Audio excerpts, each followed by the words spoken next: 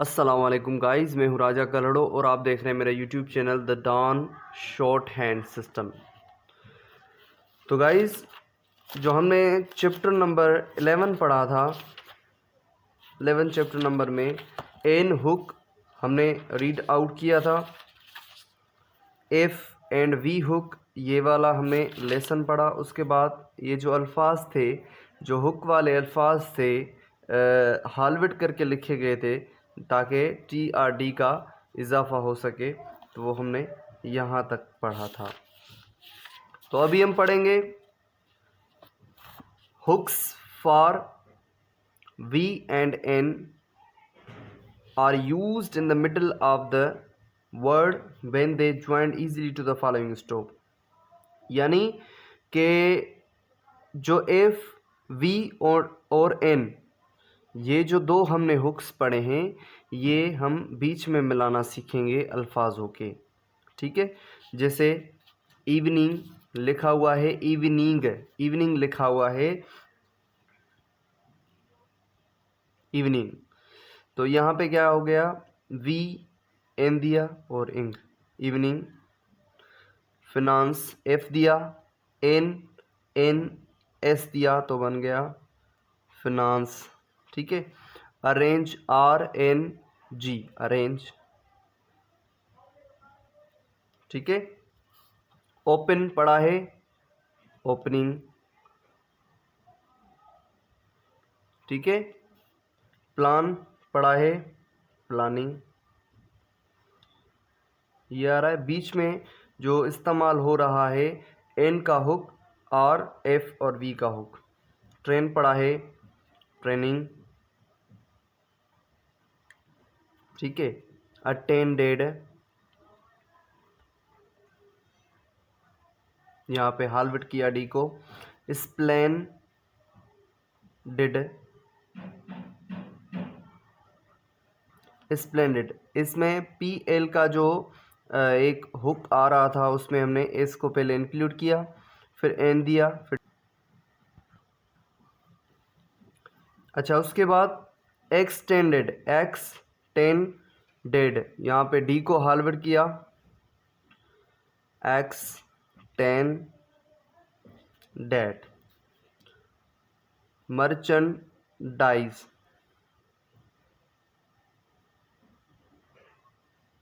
Merchandise. M R चे N T, जो D है उसको एस दिया, मर्चेंडाइज। हंड्रेड, हंड्रेड, यहाँ पे दो हुक आ रहे हैं, एक एन का हुक आ रहा है, एक डी आर का हुक आ रहा है, तो ये अल्फाज बन गया हंड्रेड। ठीक है, इसको हालविट करेंगे। बिगिन पढ़ा है, बिगिनिंग, यहाँ तक।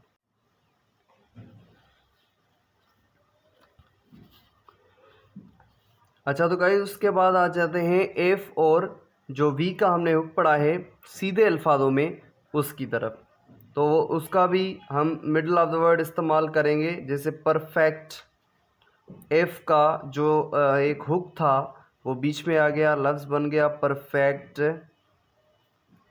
प्रॉफिट, प्रॉफिट, प्रोवाइड, ये वी का आ गया। Private, advance,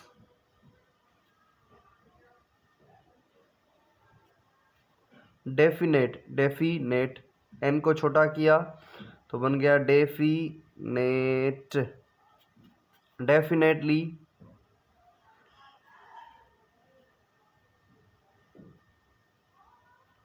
definitely. उसके बाद टेलीफोन, टेली, एल का दिया एफ एन, टेलीफोन। रेफर, ये बीच में आ गया एफ का, प्रेफर। प्रोविंस, ये हो गया प्रोविंस। उसके बाद पॉइंटिंग, ये आ गया एन का,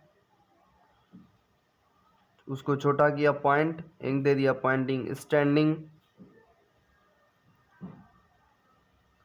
एस टी को छोटा किया तो डी का इजाफा हो गया स्टैंड, इंक दे दिया तो स्टैंडिंग। स्पेंडिंग, रेंटिंग, ठीक है, amounting,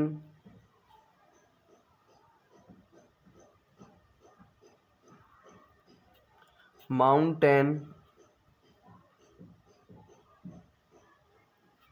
mountain, extending,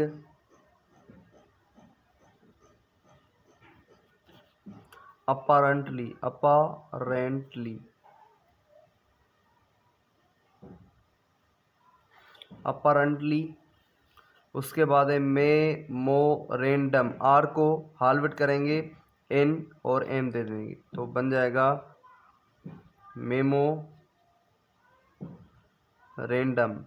memorandum, correspondence,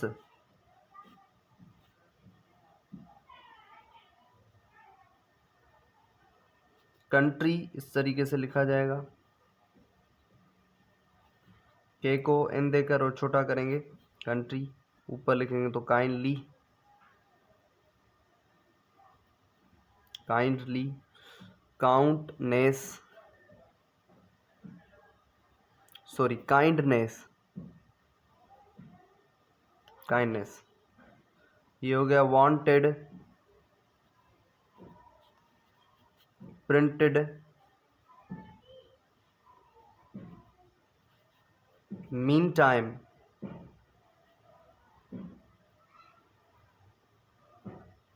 mean time, seconded, accounted,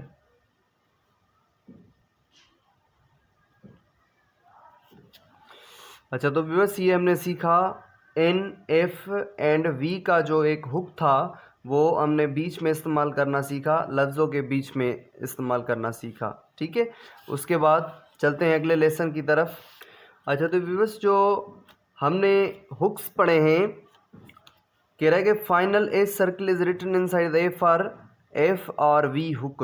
सीधे अल्फाजों में जो हमने राइट साइड एक सर्कल निकाल रहे थे, एक हुक निकाल रहे थे, तो वो वी एंड एफ को जाहिर कर रहा था। उसी साइड कह रहा है कि लास्ट में हम एस का भी इजाफा कर सकते हैं, ठीक है। उसके बाद एफ और वी के हुक के बाद एस का भी इजाफा हो सकता है, मगर उसमें क्या होगा, वो जो एक हुक हम निकाल रहे हैं उसके अंदर वाली साइड वो एस वाला सर्किल जो है वो आ जाएगा इनसाइड द हुक, ठीक है। तो वहाँ पे एस का इजाफा होगा। जैसे हमने प्रूफ पढ़ा है तो प्रूफ मिलाकर नहीं लिखेंगे, मिलाकर लिखेंगे तो सिर्फ एस का इजाफा हो जाएगा, इसलिए हुक के अंदर की साइड लिखेंगे, एस का इजाफा करेंगे तो एफ एंड वी के बाद जो है ना वो एस का इजाफा होगा, ठीक है। रिलेटिव, तो जो वी का एक हुक आ रहा है उसके अंदर वाली साइड एक एस का सर्किल दे देंगे तो वो जाहिर करेगा एस को, जैसे रिलेटिव। ड्राफ्ट पढ़ा था, ड्राफ्ट्स। अचीव पढ़ा था, अचीव्स। डिजर्व पढ़ा था, डिजर्व्स। रिजर्व पढ़ा था, रिजर्व्स, ठीक है। वाइफ पढ़ा था, वाइव्स। गिफ्ट पढ़ा था, गिफ्ट्स। रिप्रेजेंटेटिव पढ़ा था, रिप्रेजेंटेटिव्स। एडवांटेजेस पढ़ा था, एडवांटेजेस, ठीक है। इनको हम जमा करेंगे। अच्छा उसके बाद कह रहा है कि final circle or loop written inside the same side of the strike stroke in hook include the N. अच्छा सीधे अल्फाजों में हम अगर एन का हुक पढ़ेंगे तो वो जैसे राइट एंटी क्लॉकवाइज मैंने बताया था उसी साइड ये हुक दिया जाएगा, इस साइड तो वो एन को जाहिर करेगा। ये लास्ट में आ रहा था, यानी सारे सीधे अल्फाजों के लास्ट में एक हुक निकाल रहे थे जो राइट एंटी क्लॉकवाइज मोशन आ रहा था, इस साइड आ रहा था, तो उसमें एक एन का इजाफा हो रहा था। तो ये कह रहा है कि उसको मिलाकर लिखेंगे, यानी जिस साइड एन आ रहा है लास्ट में उसको मिलाकर लिखेंगे तो उसमें एन भी पढ़ा जाएगा प्लस में एस का भी इजाफा हो जाएगा। अगर खाली हमने एस लिखना है सीधे अल्फाजों में तो वो सिर्फ राइट साइड आएगा, ठीक है ना, वो राइट साइड होगा। मगर जिस साइड एन हमने पढ़ा है, जो एन के हमने रूल्स पढ़े हैं, एन वाली साइड ही हम मिलाकर लिखेंगे तो उसमें एस का भी इजाफा हो जाएगा। जैसे हम पढ़ा है चांद, तो चांस बन गया। इस साइड देंगे तो एन वाली साइड देंगे लास्ट में तो एन का भी इजाफा होगा, एस का भी। जमा करेंगे तो चांसेस, एक्सपेंस, ठीक है, distance, dance, dances, danced, plans,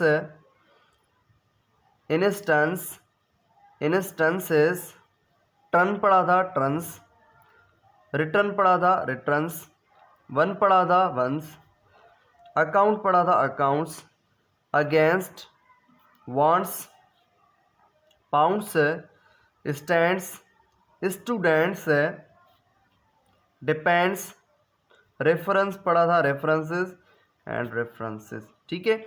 तो जिस साइड एन का इजाफा हो रहा था सीधे अल्फाजों में, उसको मिलाकर लिखेंगे तो एन प्लस एस का इजाफा होगा।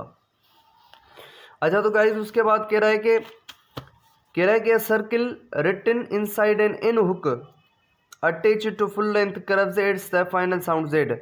अगर कोई भी मोड़े वाला अल्फाज आ जाए और उसमें एन का सर्किल जो है वो एन का हुक देकर अंदर वाली साइड एस का इजाफा हो जाए तो वहाँ पे आवाज़ जाहिर होगा जेड का और एस का जाहिर होगा, ठीक है।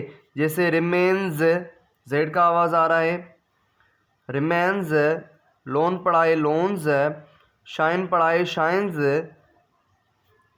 Opinions, इरन्स, women's. यानी कोई भी मोड़े वाला अल्फाज आ जाए उसके बाद एन का जो हुक आ जाए और हुक के अंदर वाली साइड एस सर्किल आ जाए तो वहाँ पे सिर्फ और सिर्फ जेड का आवाज़ शो होगा या समटाइम एस का होगा, जैसे इवेंट्स एंड डिमांड्स। अच्छा, ये डिफरेंस इसलिए बता रहा है क्योंकि किसी भी अल्फाज के बाद में अगर नेस का आवाज़ आ जाए यानी एन और सी का वॉइस आ जाए तो फिर वहाँ पे ये रूल अप्लाई नहीं करेंगे, फिर वहाँ पे एन भी लिखेंगे और एस फुल लेंथ में लिखेंगे। जिस तरीके से ऑफेंस, ठीक है, यहाँ पे आ गया ऑफेंस, इसको हम इस तरीके से भी लिख सकते थे, एन भी दे सकते थे और एस भी, मगर ये सी का आवाज़ आ रहा है एन और सी का, तो जहाँ पे भी एन सी का आवाज़ आएगा वॉइस आएगा तो उसको फुल लेंथ में लिखा जाएगा। जिस तरीके से अनाउंस, ठीक है, romance, offences, fenced, announced, announcing, announces, announcing, allow, allowance. यहाँ तक ये बात समझ में आ गई। अच्छा, इसके बाद कह रहा है कि when a vowel follows FVN at the end of the word, it is necessary to write the stroke in order to be able to indicate the following vowel। अच्छा, लास्ट में हम कोई भी हुक इस्तेमाल करते हैं, वो चाहे F का हो, V का हो या N का हो, ठीक है ना। बट अगर FVN के बाद कोई वावल आ जाए तो वहाँ पे हुक इस्तेमाल नहीं करेंगे, वहाँ पे अल्फाज को पूरा लिखा जाएगा। फॉर एग्जांपल हमने कॉफ़ी ऐसे लिखनी है क्योंकि एफ के बाद वावल आ रहा है, मगर कफ आ जाए तो फिर सिर्फ हम एफ का सर्किल दे देंगे, ठीक है। काउंटी, टी के बाद वावल आ रहा है, बट काउंट आ जाए तो फिर हम जो है वो हुक का इस्तेमाल करेंगे। पेनी इस तरीके से लिखा जाए, बट पेन आ जाए यानी उस जो हुक है एन का, एफ का, वी का, उसके बाद कोई भी वावल नहीं आ रहा है तो हुक इस्तेमाल करेंगे। अगर इनके बाद कोई वावल आ रहा है तो अल्फाज को फुल लिखा जाएगा। जिस तरीके से रिव्यू बट रफ लिखा है तो इस तरीके से लिखा जाएगा। सही है, बात समझ में आ गई। उसके बाद शॉर्ट फॉर्म से डिफ़िकल्टी हम इस तरीके से लिखेंगे, डिफ़िकल्ट, अगर डिफ़िकल्ट है, अगर डिफ़िकल्टी आ जाए तो इस तरीके से लिखा जाएगा, ठीक है। बैलेंस ऊपर लिखेंगे BLNC देंगे बैलेंस, और उसको जमा करेंगे तो बैलेंस्ड, ठीक है। रेस्पॉन्सिबिलिटी, रेस्पॉन्सिबल या रेस्पॉन्सिबिलिटी, इस तरीके से दोनों अल्फाज इसमें हम पढ़ सकते हैं, रेस्पॉन्सिबल और रेस्पॉन्सिबिलिटी। ग्रेट इस तरीके से लिखा जाएगा, ऊपर लिखेंगे तो बन जाएगा गार्ड, ठीक है। एल देंगे तो बन जाएगा गोल्ड, और ऊपर टी देके NS देंगे तो ये बन जाएगा 8 वंश। ठीक है, 8 वंश ये बन जाएगा। ये आ गया यहाँ तक। Difficult, difficulty, balance, balance, responsibility, great, guard, gold, 8 वंश। ये हो गया हमारा लेसन यहाँ तक कंप्लीट। उसके बाद ये एक्सरसाइज हैं, ये एक्सरसाइज की आपने अच्छे तरीके से तैयारी कर लेनी है। तकरीबन 98 एक्सरसाइज तक आपने तैयारी कर लेनी है, अच्छे से तैयारी कर लेनी है, क्योंकि ये इंपॉर्टेंट एक्सरसाइज हैं। इनकी जितनी आप तैयारी कर लेंगे आपकी उतनी शॉर्ट एंड जो है वो बेहतर होती जाएगी। ठीक है, तो उसके बाद हम ये चैप्टर नंबर जो है 13 की तरफ आएंगे अगले लेसन में। अगर आपको ये मेरा काम, ये मेरा यूट्यूब चैनल अगर पसंद आ रहा है तो मेरे वीडियो को लाइक करें, शेयर करें और मुझे फॉलो करें, कमेंट्स करें। तब तक के लिए खुदा हाफिज़।